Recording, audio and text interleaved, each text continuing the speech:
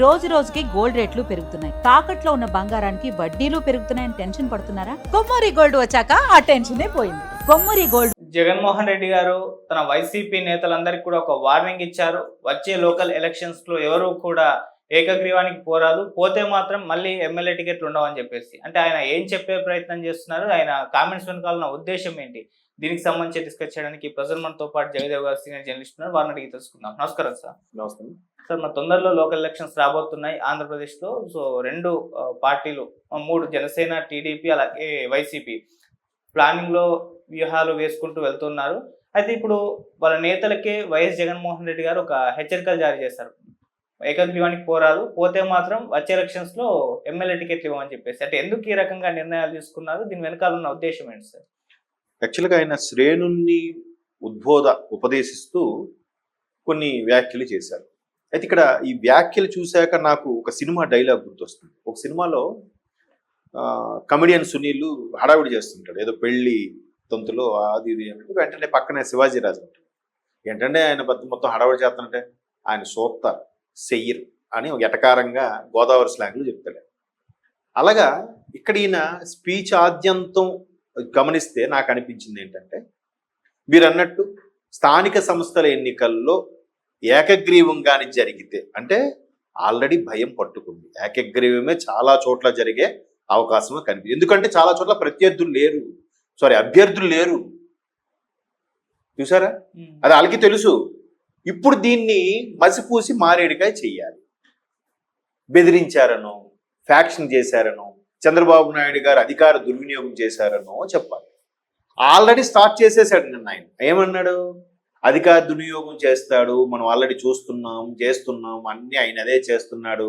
సీదిరి అప్పలరాజుని అనవసరంగా అరెస్ట్ చేశారు, తమ్మినేని సీతారామన్ అనవసరంగా అరెస్ట్ చేశారు, జోగి రమేష్ని అనవసరంగా అరెస్ట్ చేశారు, లేదా జోగి రమేష్ కొడుకుని. ఇట్లా ఇవన్నీ ఇందులో ఏ వాస్తవం చెప్పండి? అందరికి అన్ని తెలుసు కదా. తమ్మినేని సీతారాం ల్యాండ్ ఇష్యూలో అరెస్ట్ అయ్యాడు, ముందు పరారయ్యాడు ఆయన.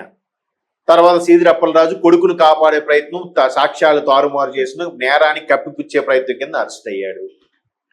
జోగి రమేష్ గారు వాళ్ళ అంబాపురం కేసుకు సంబంధించి వాళ్ళ తమ్ముడు వాళ్ళ అబ్బాయి అరెస్ట్ అయ్యారు. ఇప్పుడు కోడల కేసు మీద ఇష్యూలే నడుస్తున్నారు. ఇదన్నీ చంద్రబాబు నాయుడు గారు చెప్పారా? అంటే ప్రజలకి ఊరికే 10 సార్లు అది కుక్క కాదు మేక అని చెప్పే ప్రయత్నమే చేసేస్తున్నారు. అది కొద్దిపాటి బ్యాచ్ ఉంటుంది కదా, గుర్రి బ్యాచ్, వాళ్ళు ఫాలో అయిపోతున్నారు. సరే, ఇది పక్కన పెడితే ఆయన నిన్న ఏమన్నాడంటే, ఏకగ్రీవంకి పోవద్దు. ఏకగ్రీవం పోతే ఏ నియోజకవర్గ పరిధిలో మున్సిపల్ చైర్పర్సన్ కానీ, లేదా మేయర్, కార్పొరేషన్ అయితే నగర మేయర్కి సంబంధించి కానీ, లేదా సర్పంచులకు సంబంధించి కానీ, వాళ్ళు ఏకగ్రీవం అయితే ఆ నియోజకవర్గ పరిధిలో ఉండే వైకాపా అభ్యర్థికి నెక్స్ట్ టైంలో టికెట్ ఉండదు. చాలా మంది అదే కోరుకుంటున్నారు, బోండ్రా బాబు ఏకగ్రీవం అయిపోయి మాకే టికెట్ వద్దురా బాబు. నేను ఇంతకుముందు చాలా సందర్భాల్లో చెప్పాను. నాకు తెలిసిన మిత్ర బృందంలో సంబంధించిన ఒకడు బాబాయ్, ఒకటికి ఏమించి వాళ్ళ బావ సైలెంట్గా హైదరాబాద్ వచ్చి వాళ్ళ వ్యాపారాలు చేసుకుంటున్నారు. రియల్ ఎస్టేట్ ఇంకోళ్ళకి పైపుల బిజినెస్ ఏదో ఉంది. పేర్లు అనవసరం, నియోజకవర్గం చెప్తే మీకు మళ్ళీ ప్రమాదం. అలాగా ఉద్రబాబు ఈ రాజకీయాలు ఈయన వచ్చి కంపు చేసేశాడు. పోనీ ఏమైనా 4 రాళ్ళు వెనకేసుకుందామా, ఏదైనా డెవలప్మెంట్ వస్తే చేసుకుందామంటే ఎంతసేపు ఈయన ఖాతాలోకి వెళ్ళే కదా లెక్కరు, ఇసుక, తొక్క, తోటకూర అన్ని. మరి ఎలా బతుకుతాడు? నెక్స్ట్ ఎలక్షన్స్కి ఎలా పోటీ చేస్తాడు? ఎవడా ఖర్చు పెడతాడు అభ్యర్థి? సో అది జరిగే ఎలక్షన్స్ అయిన మరుక్షణము 3 నెలల్లో 4 నెలల్లో ఉమ్మడి గోదావరి గుంటూరు జిల్లా ఎమ్మెల్సీలకి అభ్యర్థులే లేరు కదా. ఎందుకు లేరు? మీరు ఎందుకు పోటీ చేయలేదు? మరి ఇక్కడ స్థానిక సంస్థలు ఇప్పుడు ఇవాళ రేపు ఎలాగైపోయిందంటే, పంచాయతీకి రావాల్సిన నిధులన్నీ కూడా అయ్యగారే మళ్ళీ దారి మళ్లించేశారు. నాకు తెలిసిన మిత్రుడు వైకాపా ప్రెసిడెంట్గా ఉన్నాడు. తనకు రావాల్సిన పంచాయతీ నిధులు సరిగా రాకపోవడం, ఆయన సొంత డబ్బులతో ఖర్చు పెట్టుకొని ఇప్పుడు ఆయన పాపరయ్యే పరిస్థితి అయిపోయాడు. అప్పుల్లో ఉరికిపోయాడు. ఎలా మరి? పంచాయతీ ఇవ్వాల్సిన నిధులు పంచాయతీ చేయాలి, మళ్ళీ ఈయన ఏదో పాకెట్లో ఇచ్చేసినట్టు బటన్ నొక్కాను, చెల్లమ్మా అక్కమ్మా మీ అందరు డబ్బులు పడ్డాయా, మీకు నా పాకెట్లో ఇచ్చాను అన్నట్టు చెప్తుంటే ఎట్లా? సో మళ్ళీ ఈయన ఇంకో డైలాగ్ కూడా కొట్టాడండి, కార్యకర్తలకి అందుబాటులో ఉండాలి. ఎవరు? ఆయా ప్రాంత నియోజకవర్గాల్లో ఉండే ఇన్ఛార్జీలు. మరి ఈయన ఉంటున్నాడా? మాజీ అయినా కూడా ప్రతిపక్ష హోదా లేకపోయినా ఈయన కలవాలి కదా. 2.5 సంవత్సరాలు అయిపోయింది, ఇంకా కలవట్లేదే. వాళ్ళు ఏమీ లేదు, కష్టపడి పనిచేసాము, గెలవలేదు, సరే భుజం తట్టి ప్రోత్సాహం లేదు, బాగానే కష్టపడ్డాం, చూద్దాం ప్రజల తీర్పు గౌరవించాలి కదా. అలాగే ఒక్కరికైనా భుజం తట్టాడా? లేదే.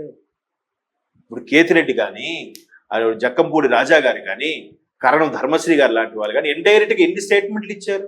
ఆయన రావాలి, ప్రజల్లోకి కలవాలని. ఎక్కడొస్తున్నాడు ఆయన? పైగా ఇగోస్ వద్దంట. ఇగో వద్దు అనుకుంటే నేను అసెంబ్లీకి వెళ్ళొచ్చు కదా. మరి ఈయన ఎందుకు వెళ్ళట్లేదు అసెంబ్లీకి? ఇప్పుడు మీ మీద మీరొక నాయకుడు, నేను ఒక నాయకుడిని, మీదొక పార్టీ నాదొక పార్టీ, ఎదురోది పడినప్పుడు ఆదిత్య గారు నమస్కారం అంటే నమస్కారం.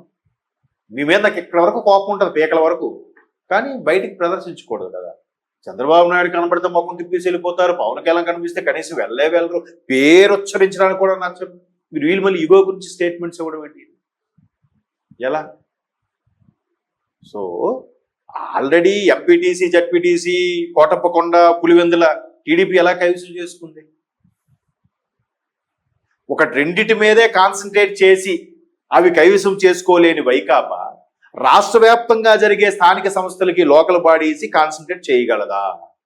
చాలా మంది పార్టీ మారే ఆలోచనలు ఉన్నారు, చాలా మంది స్తబ్దుగా ఉన్నారు, చాలా మంది రాజకీయాలు వదిలేసి వ్యాపారాలకి బెంగళూరు, చెన్నైయో, హైదరాబాద్ షిఫ్ట్ అయిపోయారు. ఇంకెవరున్నారు? ఎవరు వస్తారు? చూడండి, పట్టుమని అప్పుడు ప్రతి ఒక్కరు మాట్లాడేవాడు, ఇప్పుడు ఎవరు మాట్లాడుతున్నాడండి? అంబటి గారా, పేర్ని గారా, అనిల్ కుమార్ యాదవ్, రోజా గారా, అంతే కదా, లిమిటెడ్. ఇంకెవరున్నారు?